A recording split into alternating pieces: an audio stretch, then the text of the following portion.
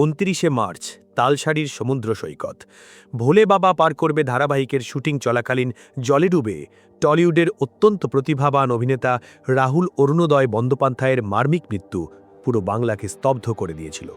কিন্তু আজ আড়াই মাস পেরিয়ে যাওয়ার পরও একটা প্রশ্ন বারবার ফিরে আসছে, রাহুলের মৃত্যুর সঠিক কারণ কি? এটা কি নিছকই একটা দুর্ঘটনা, নাকি এর পেছনে প্রোডাকশন টিমের কোনো বিশাল গাফিলতি লুকিয়ে আছে? এতদিন ধরে যে কেসটা এক প্রকার ধামাচাপা পড়ে যাচ্ছিল, এবার সেই কেসেই এলো সবথেকে বড় ইনভেস্টিগেশন আপডেট। স্বয়ং প্রধানমন্ত্রীর দফতর থেকে দ্রুত পদক্ষেপের নির্দেশ আসার পর এবার ময়দানে নামলেন রাজ্যের মুখ্যমন্ত্রী শুভেন্দু অধিকারী। রবিবার দীঘা শঙ্করপুর উন্নয়ন পর্ষদের বৈঠকের পর তিনি স্পষ্ট জানিয়ে দিয়েছেন যে রাহুলের মৃত্যু রহস্যের তদন্তভার এবার সরাসরি সিআইডির হাতে তুলে দেওয়ার প্রক্রিয়া শুরু হচ্ছে। আজ বাংলা পালসের এই মেগা ডকুমেন্টারিতে আমরা কোনো গসিপ করব না। আজ আমরা অ্যানালিসিস করব ইউনিটের সদস্যদের বয়ানে থাকা সেই ভয়ঙ্কর অসঙ্গতিগুলো নিয়ে, যার জন্য আজ পুলিশ থেকে কেসটা সিআইডির হাতে যাচ্ছে।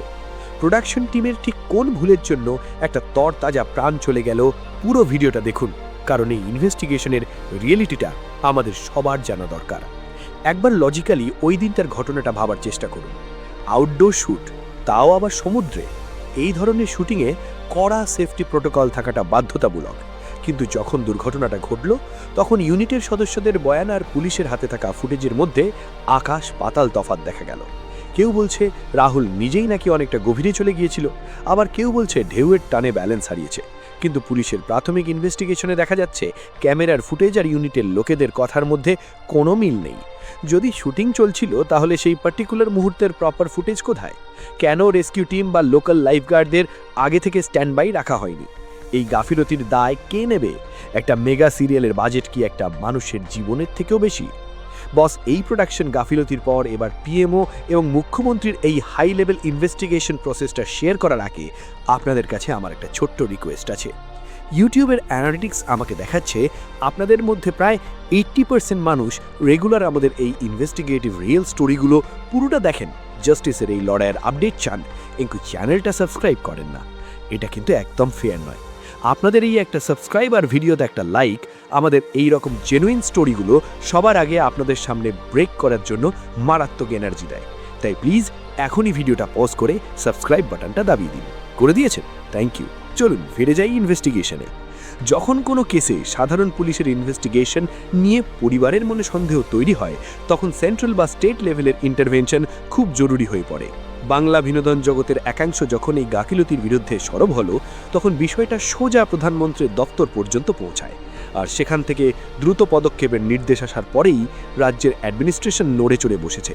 মুখ্যমন্ত্রী শুভেন্দু অধিকারী একদম ক্লিয়ার কাট স্টেটমেন্ট দিয়েছেন। তিনি বলেছেন যে পরিবারের তরফ থেকে অলরেডি অভিযোগ দায়ের হয়েছে। যেহেতু ঘটনাটা ওড়িশার বর্ডারে, তাই ওড়িশা পুলিশ ইতিমধ্যে একটা এসআইটি গঠন করেছে। কিন্তু এবার মুখ্যমন্ত্রী পুলিশ সুপারকে নির্দেশ দিচ্ছেন বিষয়টা মুখ্য সচিবের কাছে পাঠাতে, যাতে পুরো কেসটার তদন্তভার সরাসরি সিআইডির কাছে দেওয়া যায়। বস, যখন কোনো কেস সিআইডি টেক ওভার করে, তখন আর ওই প্রোডাকশনের ছোটোখাটো মিথ্যে বয়ানগুলো ধোপে টিকবে না। এই কেসটার মধ্যে একটা বড় লিগ্যাল চ্যালেঞ্জ ছিল জুরিসডিকশন বা আইনি সীমানা। দীঘার খুব কাছে হলেও তালসারি মূলত ওড়িশার আন্ডারে পড়ে, তাই ওড়িশা পুলিশ প্রথম থেকে কেসটা হ্যান্ডেল করছিল। কিন্তু যেহেতু রাহুল বাংলার মানুষ এবং প্রোডাকশন হাউসটাও টলিউডের, তাই বাংলার সিআইডির ইন্টারফারেন্স এখানে খুব দরকার ছিল। রাহুলের স্ত্রী প্রিয়াঙ্কা সরকার এবং তার পরিবার গত আড়াই মাস ধরে যে যন্ত্রণার মধ্যে দিয়ে যাচ্ছেন, সেটা ভাষায় প্রকাশ করা যায় না। কিন্তু তারা হার মানেননি। পরিবারের এই আইনি লগাই আর টলিপাড়া সহকর্মীদের জেবের জন্য আজ কেসটা এই লেভেলে পৌঁছেছে। যারা ভেবেছিল সময় গেলে মানুষ সব ভুলে যাবে, তাদের জন্য সিআইডির এই এন্ট্রিটা একটা বিরাট বড় রেড অ্যালার্ট। বস, গ্ল্যামার ওয়ার্ল্ডের চাকচিক্যের আড়ালে আর্টিস্টদের সেফটির সাথে কিভাবে কম্প্রোমাইজ করা হয়, রাহুলের এই মার্মিক মৃত্যু তার সবথেকে বড় প্রমাণ। তবে আমরা আশাবাদী, সিআইডি যখন এই কেসের দায়িত্ব নেবে, তখন ক্যামেরার পেছনের ওই অসঙ্গতিগুলো আর প্রোডাকশনের গাফিলতিগুলো অবশ্যই দিনের আলো দেখবে। রাহুল অরুণোদয় বন্দ্যোপাধ্যায়ের জন্য ন্যায় বিচার পান, সেটাই এখন পুরো বাংলার প্রার্থনা। আপনাদের কি মনে হয়, আউটডোর শুটিংয়ে আর্টিস্টদের সেফটির জন্য কি আরও কড়া আইন আনা উচিত? আর মুখ্যমন্ত্রী শুভেন্দু অধিকারীর এই সিআইডি তদন্তের নির্দেশকে আপনারা কিভাবে দেখছেন? নিচে কমেন্ট করে আপনাদের জেনুইন মতামত অবশ্যই জানান। আমি প্রত্যেকটা কমেন্ট পড়ি, আর ভিডিওটি ইনফরমেটিভ লাগলে শেয়ার করুন।